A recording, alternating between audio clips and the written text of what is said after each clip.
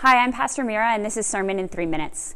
We've been doing a sermon series called #Struggles from the book by Craig Groeschel, looking at the struggles we have with contentment, relationships, authenticity, and compassion that Pastor Jim has preached on recently, particularly around related to social media and how we engage that. This week, we looked at rest. If you're an iPhone user, recently you got the screen time reports, which tells you how often do you pick up your phone and how do you use your phone. For me, it was a pretty sobering time as I keep seeing the reports comparing my usage to my usage a week ago and to the average usage. Well, as I think about that, and I was reading and preparing for this sermon, I was reading statistics like 66% of us have anxiety when the battery on our phone goes dead or we forget our phone somewhere and don't have it throughout the day. 58% of us check email every hour, and 89% of us check email while we're on vacation. It really helps me think about and look at the scripture. What am I a master to and what's a servant? Is my phone, is social media something I am mastered by? When scripture says really Christ should be our only master. Or is it a servant? Something that can help me do ministry and do life better, but I have to be careful how I use it.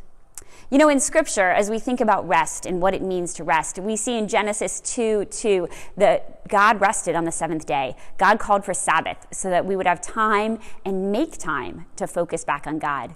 In Hebrews chapter 4, we learn there's a special rest for the people of God, meaning rest eternal for our souls. And in Matthew chapter 11, we hear the famous scripture, Jesus will give rest to our weary souls. Martin Luther, the great theologian, talked about that and how that rest for weary souls is only when we follow in the footsteps of Jesus and we learn about what Jesus taught and how Jesus lived, not trying to obey the rules of the church or the rules of the Old Testament. We also, in our scripture this week, was based on Psalm 46, looking at God's strength and protection. It talks about God's strength in natural tumult, times when there's hurricanes and fires that have been rampant even today. It also talks about God's strength and protection during political chaos, and we see that throughout our world today.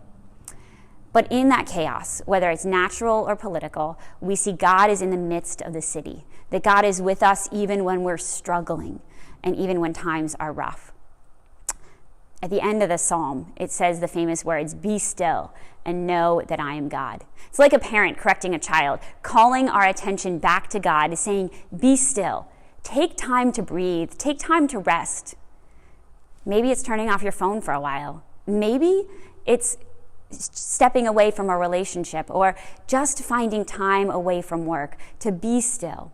My challenge this week is to take 5 minutes, to really take 5 minutes a day and just be with God, not in prayer, not in sharing about your day, but just to be still and to know God's presence. For in Scripture, we're told how important rest is. And we all know that it's important for us to reconnect with God.